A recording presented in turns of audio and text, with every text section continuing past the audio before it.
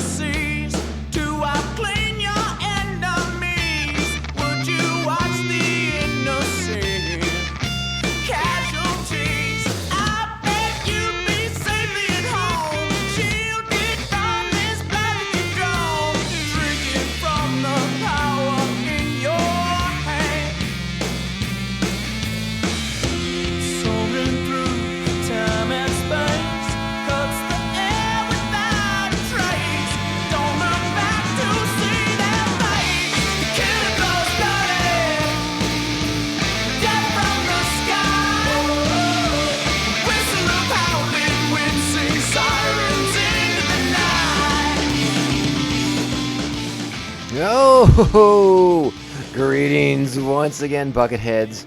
Mevar Tigar.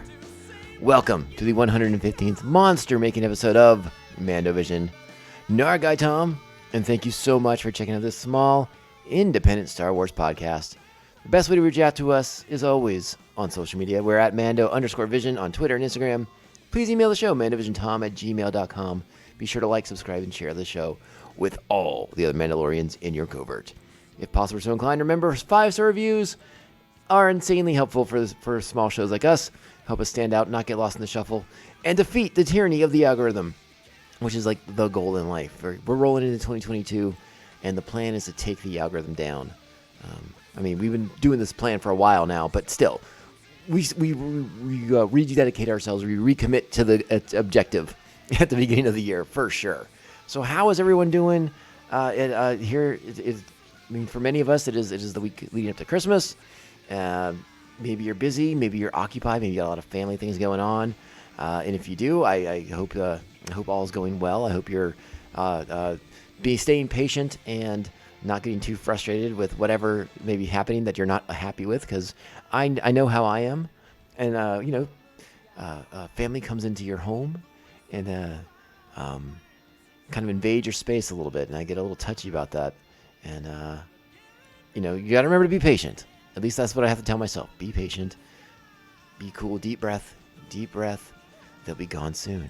And then you can reconsecrate the rooms into your sanctuary after they've left. And we have family rolling into town here, but they won't be here for another couple days. So the plan for the podcast is to get, I will get this week's shows recorded ASAP, and then hopefully I will also get next week's shows recorded before family gets into town, just to make sure there's no hiccups, and to make sure we get out the 2 shows for this week and the 2 shows for next week, leading up to possibly the 3rd show for next week. Well, not even possibly the 3rd show for next week. Like, there's definitely going to be 3 shows next week. I was thinking about maybe just do 1 Clone Wars. No. I think there's an opportunity to get 2 more Clone Wars in and cover the debut of the Book of Boba Fett as well. So there may be 3. There's very likely. I want to give myself a little bit of wiggle room just in case. But yeah, probably 3 shows next week. So something to look forward to as we roll into New Year's. So yeah, well, you'll have me to keep you company on New Year's Eve, and we can drink the fizzy stuff together. It'll be just so much fun. It's going to be really, really exciting. So, and if you're noticing, maybe you can hear in the background still, we have not quite settled a new permanent recording station, if you will, for the show just yet. I am still in the living room, which does afford me the opportunity to gaze upon the Christmas decor of my home, of which there is much. And then as we record, I'm looking at my Christmas tree, and the side that I'm facing just so happens to have, and this is purely by I was gonna say by coincidence, but the sheer volume of Star Wars themed Christmas ornaments that I have sort of dictates that there's going to be good representation on all sides of the tree. So no matter what side I'm facing, there will be Christmas ornaments for me to gaze upon. Right now, from my vantage point, I can see Lego Boba Fett ornament. I can see Boba Fett's helmet ornament. I can see Baby Grogu in his little pram. I can see that one. I can see Han on a Tauntaun. That one's electric. I think that one talks, if I remember correctly. And what else? Do I see another Star Wars one on this side of the tree or not? I think I might see Han Solo just peeking out over one of the branches of the tree. So exciting stuff. And I know on the other side, definitely have the Millennium Falcon. I believe Kylo Ren is also on the tree. And the new Book of Boba Fett ornament, I have that as well on the tree. But that's a heavy-duty ornament. That one's got some heft to it. So it's kind of pulling some branches down. So we had to put that one down towards the bottom in an effort to discourage the dogs from drinking the tree water. So, yeah, I get to gaze upon the Christmas tree, which is exciting because I like having a Christmas tree in the house. What can I say? What can I say? All right, so let's talk about what we're actually here to talk about today. I'll give you an update on the recording studio situation once that gets sort of settled. I'll keep you all posted, don't worry. But we are here for Season 3, Episode 13, Monster. And this is a big debut episode. We begin, we bring in the Zabreks, we bring in Savage Oppress, and we really begin to just kick things up another notch. And we marked that we used last week's episode, the first part of this Asajj Ventress trilogy of the Dathomir, the Night Sister trilogy, to sort of mark the occasion, mark this turning point, this ratcheting up of the tension of the action with Star Wars: The Clone Wars. And this is just another extension of it. I'm not even going to pull my punches. This episode, just like last week's, is great. It's a great middle section. It's a great origin story for Savage Oppress. It's fascinating to see so many elements of the Night Sisters and Count Dooku, the plans against Count Dooku and Count Dooku's plans for himself against others. We'll talk about that.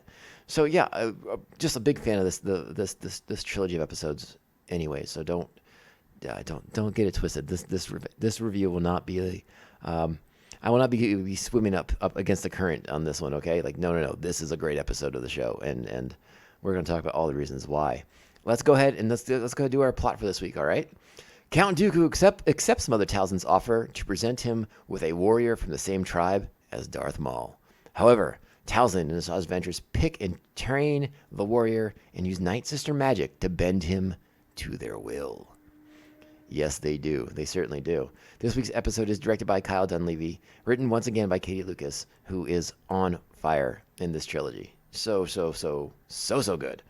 Our voice cast, Nika Futterman once again takes over the role, takes center stage, I should say, as Asajj Ventress. Corey Burton is Count Dooku, and a couple other characters. Barbara Goodson is Mother Talzin. Clancy Brown, the great Clancy Brown, is Savage Oppress. D. Bradley Baker, Clone Troopers, Farrell and Knox. Stephen Stanton is Brother Viscus, and Tom Kane is our narrator. And this is one of the rare episodes where we just bask in the glory of the bad guys. We get to spend a lot of time. I mean, there's no good guys to be seen. None of our central characters, I should say. There are Jedi in this episode, but they're almost like the equivalent of the Star Trek red shirts. They exist in this episode for Savage Oppress to brutalize them. they are the most disposable Jedis we have seen thus far in the show.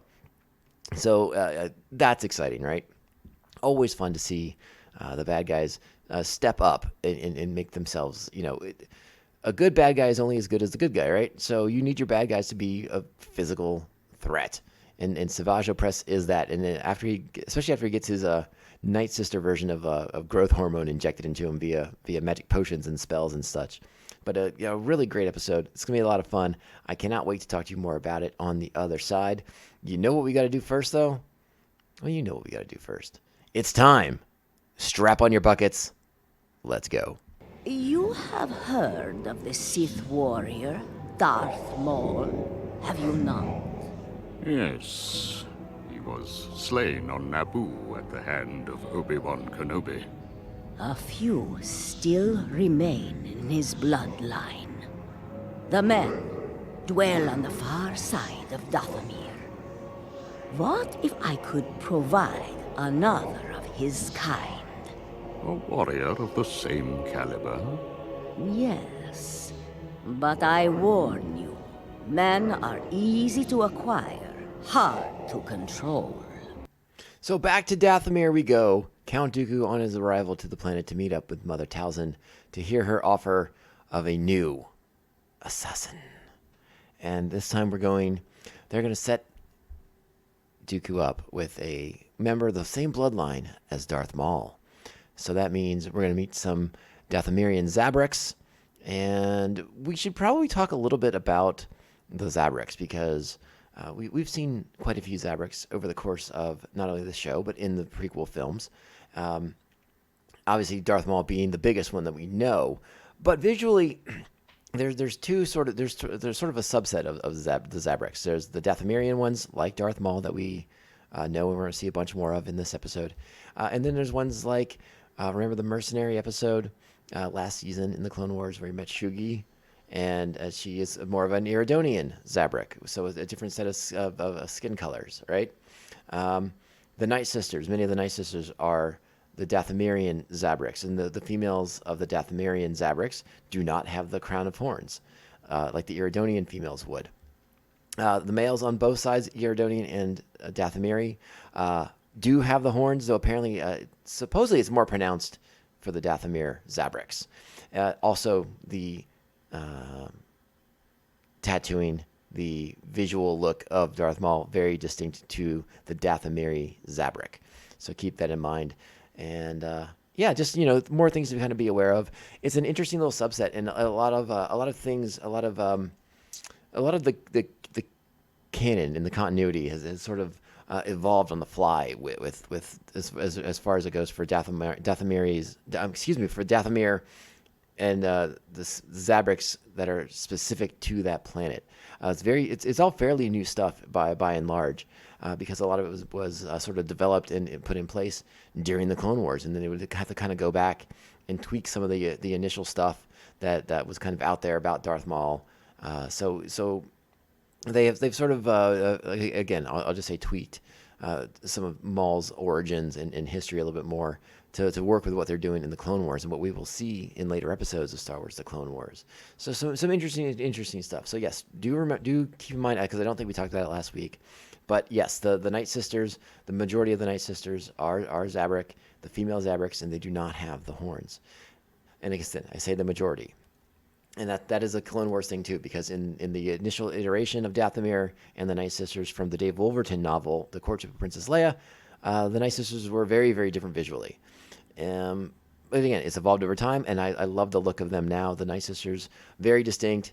Dathomir has a wonderful visual flair to it as well, which I think really plays nicely in these 3 episodes, particularly in this one when Savage Ventress is testing the Zabreks, when she's sort of trying to find who will be their pawn, their assassin to send to Dooku, who, when the time is right, will strike for the Night Sisters against Count Dooku. So you'll get to see like that color palette in this episode. A lot of stuff with like the Dathomir sky works out really, really nicely in the background of some of those testing ground scenes. It's really, again, a nice visual flair. And yeah, I like how this episode opens. I like how this episode spends a good chunk of time sort of alluding to past events, alluding to Mother Talzin's history with Count Dooku. Count Dooku, in his role with them, the insinuation of a past relationship, the insinuation that Dooku has helped them in the past, has helped the Night Sisters. It's stuff that's is explored in, I think it's in some comic books, particularly the Darth Maul Son of Dathomir comic, where a lot of this is sort of more fully developed and discussed. And we'll get into Darth Maul stuff later, especially his relationship with Mother Talzin. But I always like that. It's one of my favorite elements about Star Wars is that it's a very lived-in universe. It's very real in that sense. Like, we don't have to spend a lot of time going back over history. We just have to know, like, oh, there's history here. That's cool. You know, like, these people had lives. And it is funny to think that as much as we know about Dooku, there's still so much that we don't know about Count Dooku. I talked last week about how much I enjoyed Kevin Scott's audio drama that he wrote for Dooku, The Jedi Lost, And again, the nice thing that Kevin does there is he hits on some big moments in Dooku's evolution from Padawan learner with the Jedi to the guy who becomes the Count of Serrano. Serrano, sorry, excuse me. I said Cyrano, like Cyrano de Bergerac. That is not correct. Of Serrano, the planet. And what Kevin does as well, though, is he leaves lots of room to wiggle and to put in more stories, to go back and explore more of his history, more sort of moments in his development, and what comes after he leaves the Jedi Order. So there's a lot of room to get in there. So I love the fact that we start talking about this episode, or again, the first discussions in this episode are to things that we have no reference to, no frame of reference. We're like, I don't know what that's about. I want to know more about that, though. That's interesting to me. So I do like that.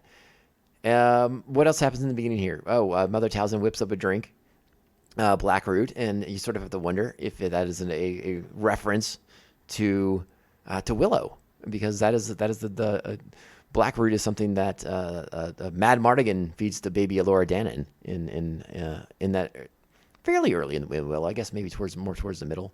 It's kind of like right after Willow and Mad Mardigan make their first escape together. If you want to go back down the Willow rabbit hole, we could do that. So I wondered about that. It's funny. I wasn't even sure if I wanted to talk about that too much because again, I have no real evidence that is exactly what that reference is. And just like last week, on last week's Night Sisters episode, like there's several things in that episode that I was like, oh, I wonder if that's an allusion or like just a outright reference to Dune. Particularly with the way that Mother Talzin was speaking. Is that sort of reflective of the Bene Gesserit? They have the whole Water of Life scene in that episode. Again, possibly another reference to Dune. And I only bring them up now because I didn't talk about them initially because I don't have any evidence of it. I can't. I have not uncovered like a conversation where like, yes, that is definitely a Dune reference, or yes, that is definitely a Willow reference. It could just be coincidence, but I put more stock in the Willow references because it's Lucasfilm, and they tend to, with the Lucasfilm stuff, you tend to get more Easter eggs for Lucasfilm stuff. So something that maybe you caught, maybe you didn't, and there it is, something to think about. Food for thought, if you will. Now for the tests. There will be 3 of them. Whoever survives will be my champion and go on to serve me. Understood? Yes, sister. Excellent. Let the games begin. Oh, and one more point, just in case I haven't said it, the male Zabrix on Dathomir are indeed called Night Brothers. So you probably know that. I just want to make sure I have said it so that it is on the record. It is on the permanent record. So yes, after the meeting, Count Dooku takes off. He agrees to take a new assassin on. It's critical. He believes that the Jedi are the ones who were behind the assassination attempt from last week's episode, the Night Sisters episode, where in fact it was Asajj and 2 Night Sisters against Dooku, but they were invisible, so he couldn't tell. And he believes the Jedi were out to get him. So the having an assassin and bodyguard is pivotal to Dooku moving forward. So he agrees to Talzin's, offer of a member of the Darth Maul bloodline becoming his new assassin. So now it is off. Asajj Ventress is off to the far side of the planet where the males, the Night Brothers, reside. And they will begin a series of trials to find a champion. And that champion will be the one brought back to the Night Sisters and prepared to be their secret agent against Count Dooku. The trials sequence is just very, very fantastic. I don't want to get into too many of the specifics here, but it's action packed, it's dynamic, it's very visually exciting and satisfying.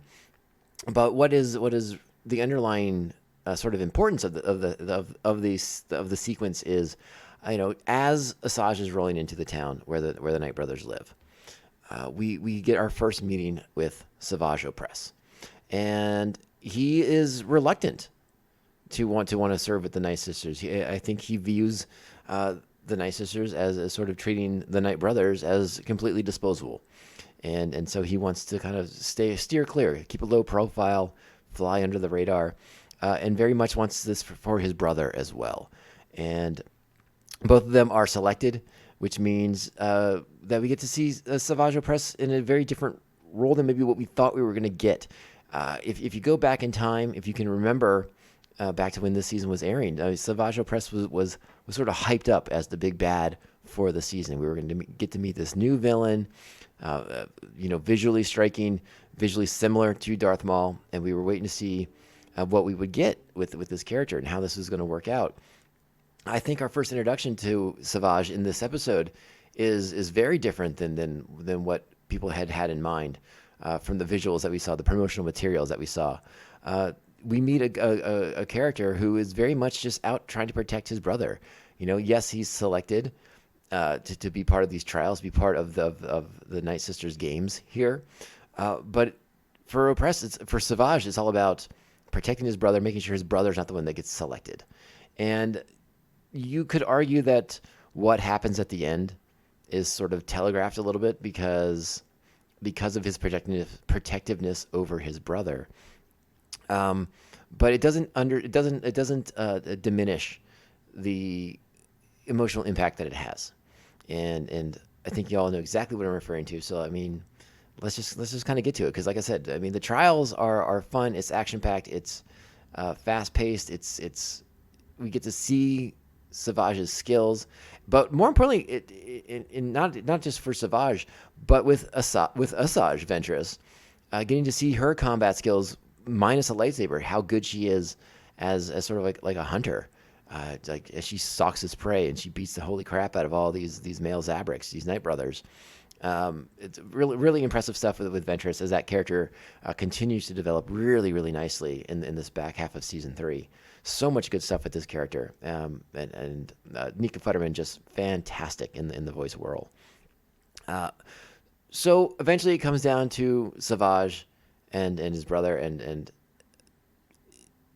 Savage does everything in his power to make sure that he's the one selected, that his brother will get to go back and live his life that he wants to live back in the village without having to be a pawn of the Night Sisters, which I think Savage knows exactly what his end game, what his end fate will be by serving the Night Sisters. He will die somewhere. He will serve some horrible purpose for them and be thrown away.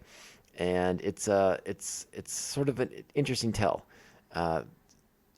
Savage really just wants to live his life. We don't get a taste of what that life is necessarily. But obviously being treated as a disposable component by the Night Sisters isn't something that interests him very much at all. So really strong stuff. And I think it's a really nice introduction to this character who is about to become the titular monster of this episode. And a lot's going to happen with Savage, obviously. A lot of us know this. But what the process that the Night Sisters put him through to turn him into like this ultimate assassin is it's pretty hardcore. And it changes him quite a bit, obviously, because to prove his loyalty to the Night Sisters, again, maybe this was a little bit telegraphed, but again, it doesn't diminish the importance of it. They make Asajj Ventress in particular makes him kill his brother to prove his loyalty to the Night Sisters, his obedience to the Night Sisters, and so all that effort to save his brother was for naught.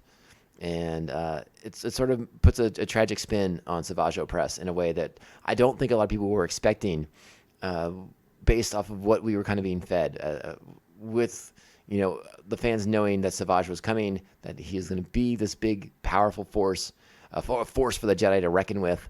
And again, you sort of give him this tragic origin, and it wasn't what we were expecting. I think it surprised a lot of people, and it was a reminder to me. I was like, oh yeah, I forgot. I had sort of forgotten that Savage had these more humble roots, these more humble origins before the power of the Night Sisters transformed him into the monster. Using their force powers, their manipulation of spells and potions. Again, that's very central to Dathomir.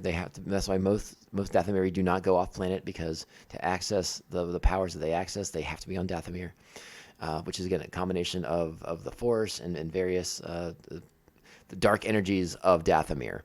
So yeah, very, very forcey stuff, and I dig it. But if you want clarity, you're not going to find a lot of clarity. A lot of the information when you want to read about Dathomir and the Night Sisters, a lot of the information is a little contradictory, because I did go back to refresh myself, and I was like, okay, well, I remember this one thing saying this, and then this thing says this, and then this thing says this, and you kind of make this hodgepodge of an answer. And it's very interesting, but it's also very Star Wars when you do that. So it is what it is.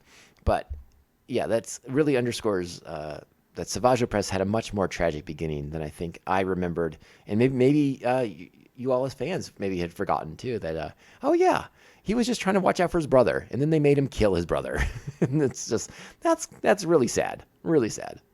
So after getting juiced up by Night Sister magics, a now just beastly Savage Oppress, just a hulking mass of power and anger and hate, is given to Count Dooku, and Dooku quickly sends him on a mission to test him out, to retake a temple, and in the process kill some Jedi. And not only does Oppress make just a dynamic entrance, debut, if you will, by not just only attacking the Republic forces too, but I love the way he just kind of trashes the droid army in the process, because they're in his way. So that gave me a good chuckle. But he works his way through the clones quickly, and then again a great piece of combat against the Jedi and the Jedi's Padawan, as he dispatches them with relative ease by all measures. But a good scene, a good sequence, and again the speed with which the fighting's being done in these more recent episodes, I think really lends something to the intensity of the fight scenes, and it's really, really great. So Savage has made an impressive debut, and Darth Tyrannus has noticed, and now Darth Tyrannus is starting to make some plans of his own, and let's check in and kind of hear how that's shaken out. You have done well, Savage. I'll have much use for you. Thank you, my lord. I foresee we will do great things together. I shall teach you the ways of the dark side. Soon, your powers will rival that of the great Sith Lord Darth Maul. We will be even more powerful than Lord Sidious. We shall rule the galaxy together, my apprentice. I am your servant, Master. And there you go. That is the end of the episode as well. As Dooku, I think for the first time, very overtly announces his intentions to ultimately usurp Darth Sidious and gain control of the galaxy that way. And I think that's an interesting notion, because I'm very curious, has Dooku always harbored these thoughts, these plans to unseat Darth Sidious himself at some point? Or is this a new development because Dooku's pushing back because he didn't like being questioned? He didn't like having his loyalty questioned. He didn't like having to dispose of Asajj Ventress. And Sidious forced his hand into doing that. And so is he pushing back against Sidious? Is he now plotting against Sidious because of that? So I'm very, very curious. But he has no notion, at least as far as we can tell thus far, he has no inkling that Asajj Ventress is alive, and that the Night Sisters are conspiring against him, and that Savage Oppress is a plant and will ultimately turn on Dooku and do their bidding for them and end Count Dooku's life. So again, a great middle chapter in this Night Sisters trilogy. It's a really great one, and I 9 buckets easy. I really am a big fan of Savage Oppress. Clancy Brown is a phenomenal voice talent, and he kind of gets to channel his inner Kurgan once again with the Oppress character. So I'm always a fan of that. And if you have not seen Highlander recently, Clancy Brown is an absolute delight in that movie. So by all means, revisit Highlander. As Ricky Bobby said, it's the greatest movie of all time, and won the Academy Award for it, being the greatest movie of all time. So love having Clancy Brown in the mix as Savage Oppress, and we're gonna get a ton more with him coming up. Again, this the back half of season 3 is just so dang good. And I can't wait to get to the next episode with you guys. And it's going to be very, very soon. As I think I said at the top of the show, we're going to have a little bit of a different schedule the next 2 weeks. Tuesday, Thursdays will be our days for this week and probably for next week. If that may hold going into January, that may change back to Monday, Fridays. I'm not 100% sure just yet, but at least for the next 2 weeks, Tuesday, Thursday will be our target dates, with the exception of December 29th, because the plan is that later that evening on the 29th, Book of Boba Fett drops at midnight. Later that day, by that evening, I will have my thoughts gathered. I will have the early reviews out. At least that is the plan. It is possible my work schedule will change in the next week or two, and that might dictate some changes. That the show would come out early Thursday, but we'll see. The plan is Wednesday nights.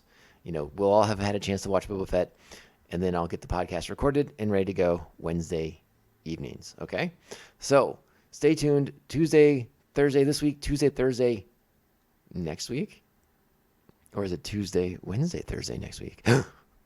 Who knows? All right. My name is Tom, Nargai Tom. This is the Mando Vision Podcast. I want to thank you all for taking the time to download, listen, share, support the show as best you can. We truly, truly love it and appreciate all your efforts. And just you supporting the show means the world to me. You took the time to download and listen, and I love you for it. Happy holidays. Merry Christmas if you're celebrating. If you're not celebrating, it's just another day. Happy Saturday to you, right? It's going to be on a Saturday this year. So happy Saturday. And just, have fun. Have some cocoa, maybe some mulled wine. Yeah, let's do it. Let's get nuts. All right. Reach out to us. Remember, we're on social media at Mando_Vision, Twitter, Instagram. Email the show, mandovisiontom@gmail.com. And yeah, you know what to do. 5-star reviews, all that good stuff. We truly, truly appreciate it. We're on all your favorite platforms. If there's something we're not on, let me know. I'll make sure we get on there. But in the meantime, you all stay safe, stay great, stay awesome, take care of each other, and don't be shy. Reach out to people who you haven't heard from in a while and say hi, because it's that time of year, and they miss you. and everyone, we all should be reaching out to each other, taking care of each other at this time of the year. So let's keep on doing that. Let's stay good friends, and I will talk to you all soon. But this podcast can only end one way. This is the way. This is the way. This is the way. This is the way. Bounty hunting is a complicated profession.